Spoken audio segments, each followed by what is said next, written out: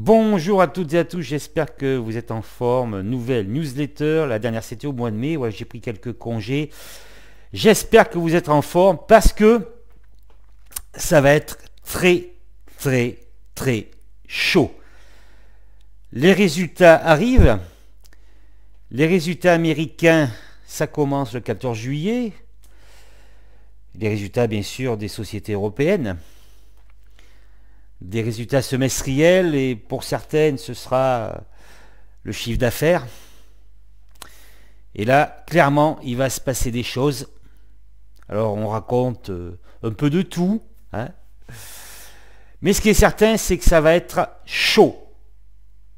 On voit que en ce moment c'est très difficile, le marché est très difficile et que voilà, je pense notamment à ceux qui étaient positionnés sur Metabolic Explorer ou de CRSI. Là, la partie est terminée.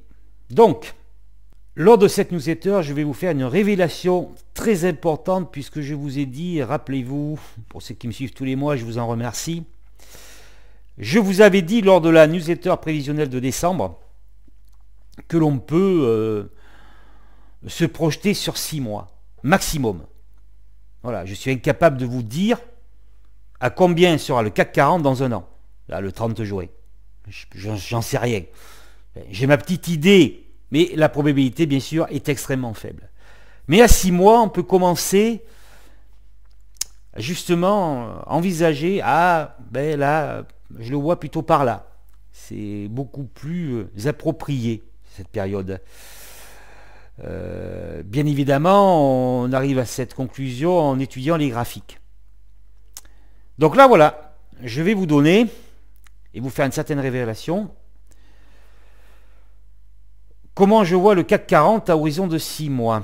Mais avant, bien évidemment, nous allons faire un petit point sur la situation. Ce que je vais vous annoncer sur les indices, ce sera à la fin de cette newsletter. Là, nous allons faire un point sur la situation économique. Mais avant de commencer, je vous encourage à ne pas manquer, et cela vous aidera en association avec cette newsletter, avec ces newsletters, mon analyse récente du CAC 40 qui est très intéressante. Et je remercie tous les auditeurs, tous ceux qui m'ont mis des likes et également les commentaires. Lisez les commentaires. Ne pas manquer cette vidéo. L'inflation s'installe et vole de record en record. Tous les mois, on vous annonce des records d'inflation, récemment en France et en Allemagne, dans la zone euro, partout. En Angleterre, c'est 9,1%, au plus haut depuis 40 ans. Aux États-Unis, c'est 8,6%. L'inflation continue d'augmenter. Effectivement, cela provoque une détérioration progressive de l'économie mondiale.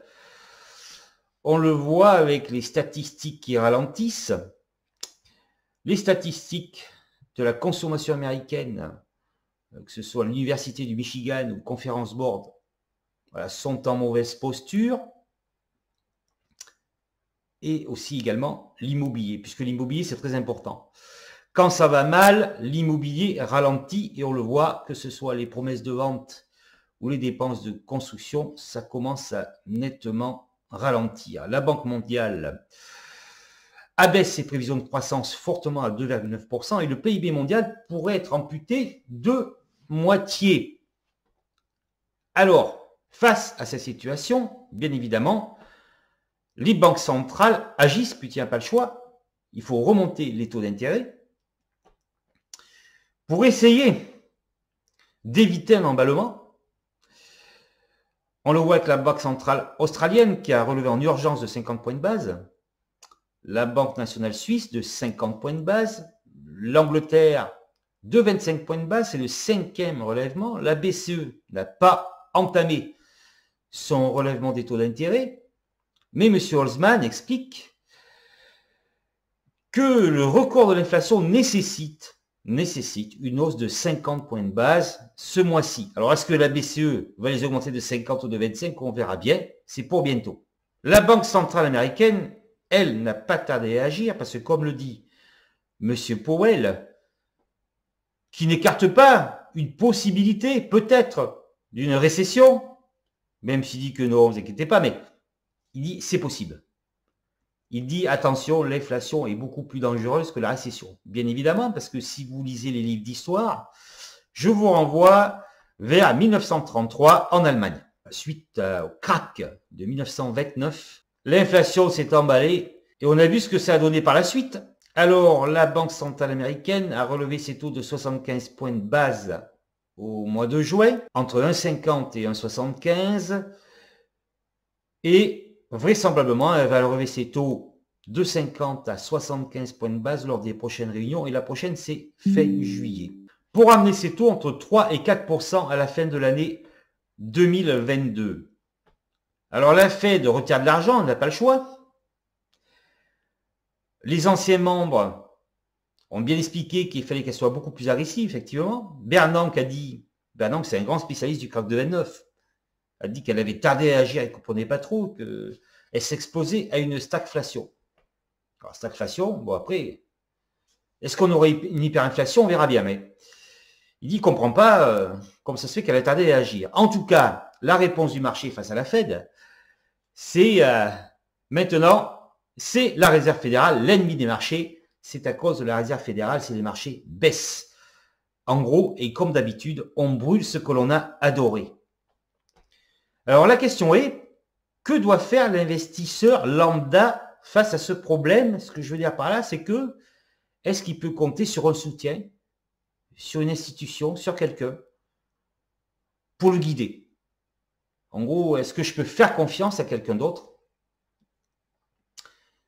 qui me permettra de traverser cette crise?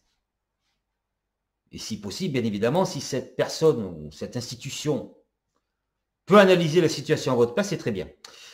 Alors, c'est une question à laquelle je vais répondre maintenant. Avec cette histoire, beaucoup perdent gros, que ce soit les fonds d'investissement ou les particuliers, et notamment ceux qui ont écouté JP Morgan, les stratégistes de JP Morgan, ce n'est pas rien quand même, qui disaient que le marché allait monter en 2022. Voilà. Bon, après les analystes, je vais y revenir particulièrement, ou les prévisionnistes, dans la dernière partie, justement pour vous donner comment je vois les indices.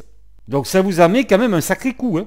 JP Morgan, ben non, on ne peut pas faire confiance aux stratégistes de JP Morgan.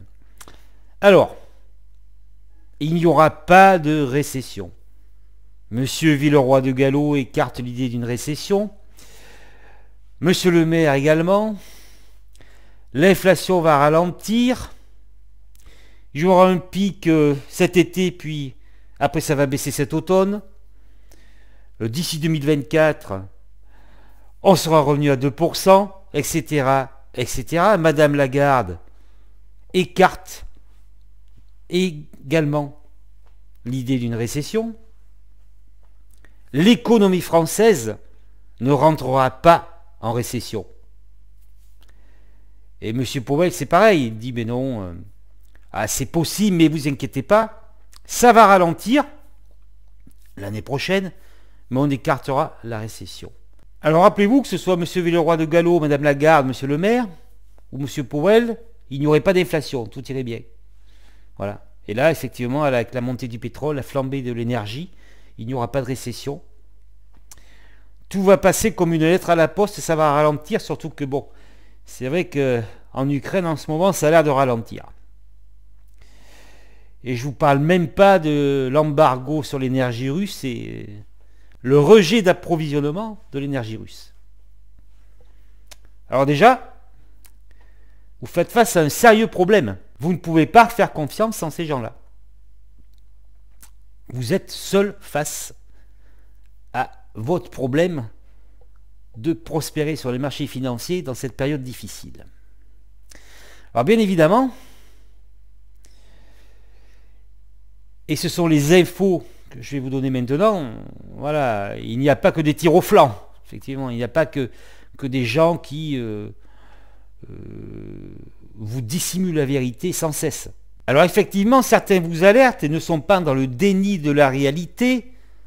Alors M. Powell, des fois, il est, je dirais, sensé, ou alors il dit ce qu'il pense. Et voilà, c'est 50-50. Hein. N'oubliez pas qu'il vous disait que il monterait les taux à 75 points de base si vraiment l'inflation ne baissait pas, mais qu'il les monterait de 50 en juin, alors qu'il les a montés de 75 en juin. Voilà. Mais après, bien sûr, Goldman Sachs, par exemple, ou Citigroup, estiment une probabilité de récession de 30 à 50%. Alors, il ne faut pas toujours les écouter, mais là, ils disent « Ah, c'est possible ». Mais quand même, c'est pas à 80%. Alors qu'Elon Musk, par exemple, entrepreneur bien connu, lui a un super mauvais pressentiment pour l'économie mondiale. Ce sont ses mots. Il compte supprimer 10% de ses effectifs et pour lui, la récession est inévitable. Jamie Dimon, le PDG de JP Morgan, parle d'un ouragan économique. Vous vous rendez compte? Il parle d'un ouragan économique avec la flambée des matières premières, la guerre. Mais surtout, il dit que la Fed a énormément investi d'argent sur les marchés, ce qui a permis ces hausses vertigineuses. Maintenant, elle est obligée de les retirer. Ouragan économique. Morgan Stanley explique qu'il y aura une récession en zone euro au 4e trimestre 2022, notamment à cause de l'arrêt de l'approvisionnement en énergie russe, ou en tout cas la forte diminution. Andrew Bailey, le directeur de la Bank of England,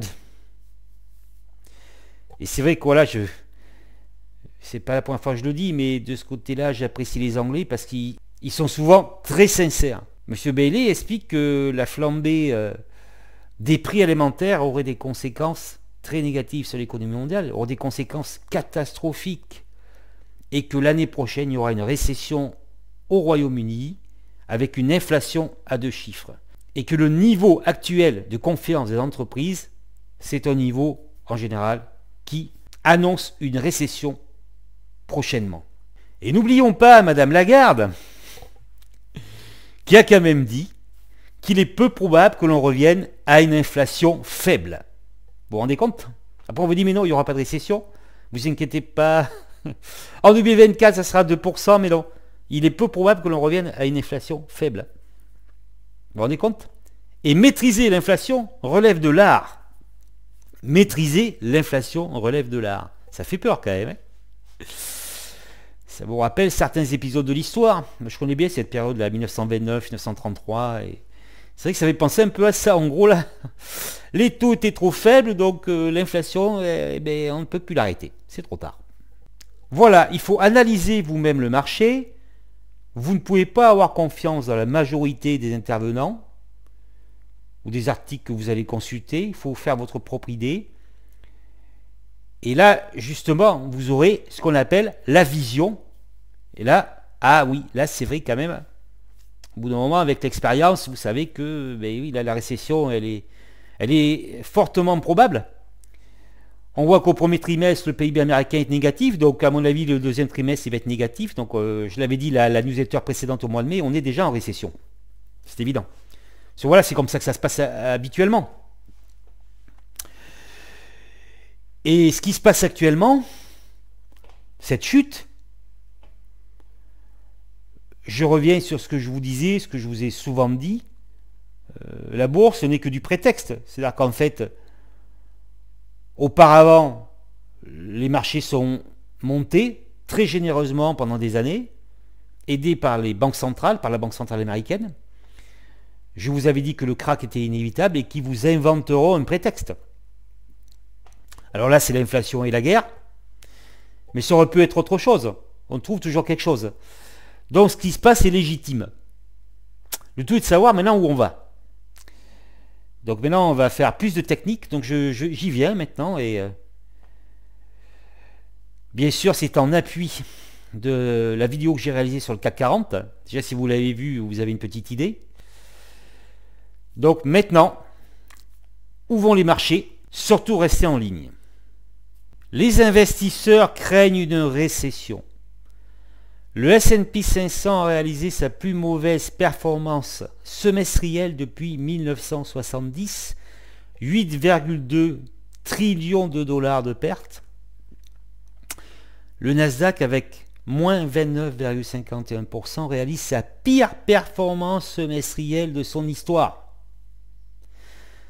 Bon, je me souviens en 2000 comment ça s'est passé pour le Nasdaq.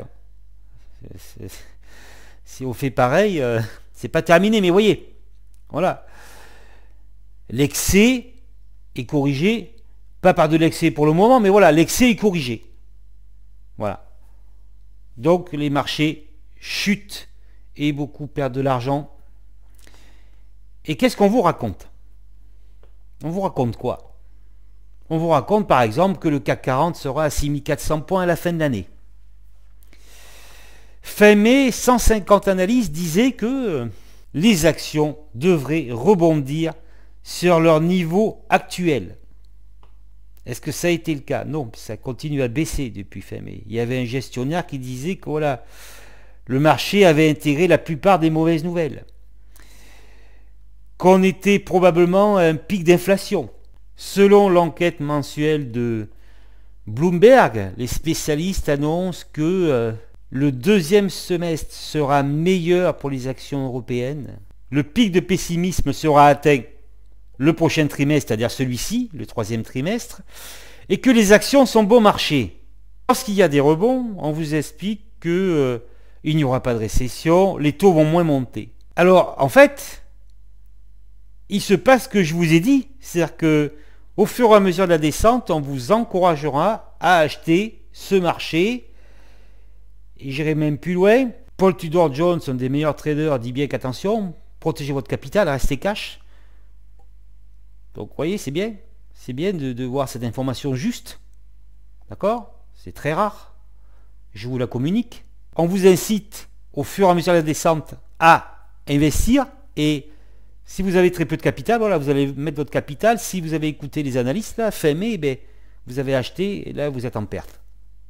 Voilà. Après, bien évidemment, comme je vous l'ai montré dans la section précédente, il y en a qui vous alertent quand même, qui vous disent attention. Et c'est le cas de Bank of America qui dit que le S&P va tomber à 3000 et le Nasdaq 100 à 10 000. Plus de la moitié des valeurs du Nasdaq ont perdu plus de 50%. Le crack, il est déjà là. Le crack sur les valeurs est déjà là. Voilà, vous en êtes rendu compte. Le crack sur les valeurs. Par contre, il dit que c'est pour octobre. Et qu'après, ça va repartir. Là, je vous le dis après. Morgan Stanley, et je dirais que ce sont eux qui ont les meilleures prévisions. En tout cas, je me rapprocherai, je suis assez d'accord avec ce qu'ils disent, de ce que j'ai pu voir. Ils voient le S&P à 3400-3500 points, 3000 points, si il y a une récession. En tout cas, le marché baissier n'est pas terminé. Voilà ce que dit Morgan Stanley. Et moi, qu'est-ce que je vous dis? Le crack sur les indices est possible d'ici la fin de l'année. Je n'irai pas au-delà de la fin de l'année puisqu'on dépasse les 6 mois. Comme je vous ai dit, j'ai ma petite idée pour l'année prochaine, mais on va s'arrêter à fin décembre. Ce que je veux vous expliquer, c'est que c'est technique. D'accord? C'est technique. La bourse, c'est beaucoup de psychologie. Vous allez être confronté à votre psychologie qui va évoluer, qui ne sera pas toujours la même. Ça, c'est évident. Mais c'est technique. Voilà. L'évolution des cours boursiers est guidée par le technique. Donc, ce que je vais vous dire, c'est technique. Le crack sur les indices, c'est possible, c'est technique, c'est écrit sur les graphiques. Il y a une configuration graphique qui montre que la probabilité d'un crack rampant, de la continuité d'un crack rampant, c'est-à-dire long, comme en 2000, en 2008, est très élevée.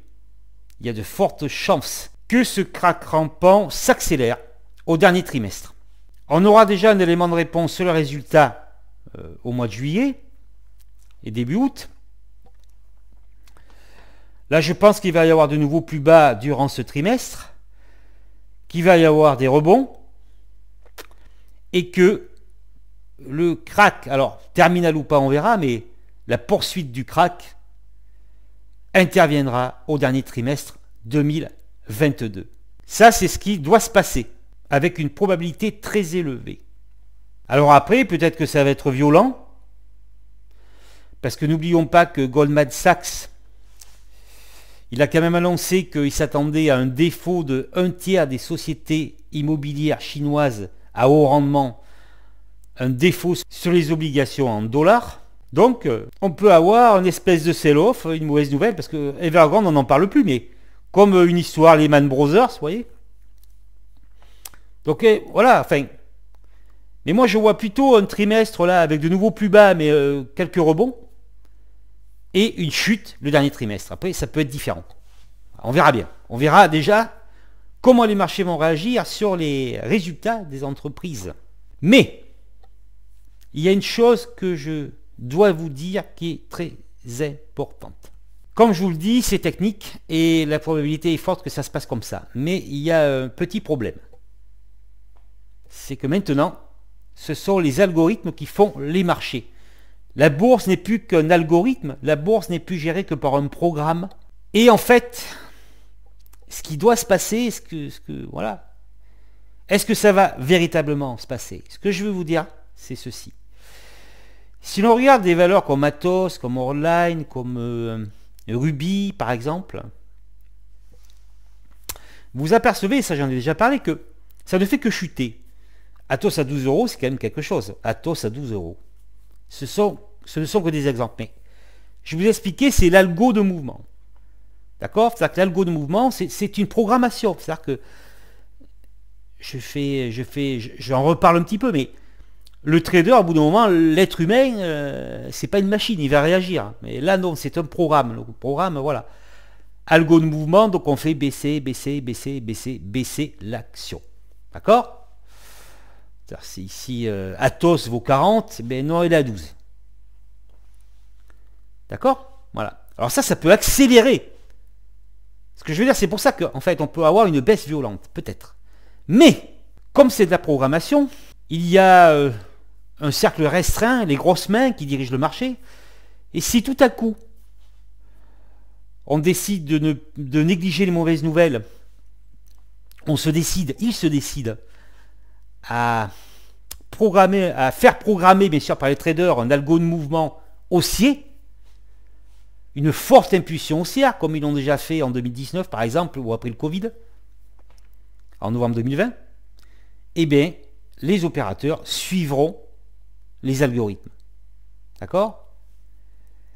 C'était tellement évident, il n'y a pas si longtemps, qu'il fallait shorter le marché, et ceux qui l'ont fait ne sont plus là. D'accord? Que maintenant, il est tellement évident pour les connaisseurs, hein, les professionnels, enfin voilà, ceux qui connaissent bien le marché, les expérimentés, que ça va continuer à baisser, que ça peut baisser sévèrement, que le crack rampant il est là et qu'il va continuer. Eh bien non, on va faire l'inverse. Parce que l'économie n'est plus forcément représentée. Et donc pourquoi pas diriger un algo de mouvement vers la hausse. Donc ça, attention. Il faut rester très concentré.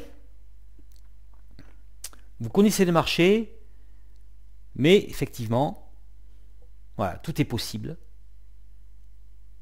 Et bien sûr, il faut rester vigilant.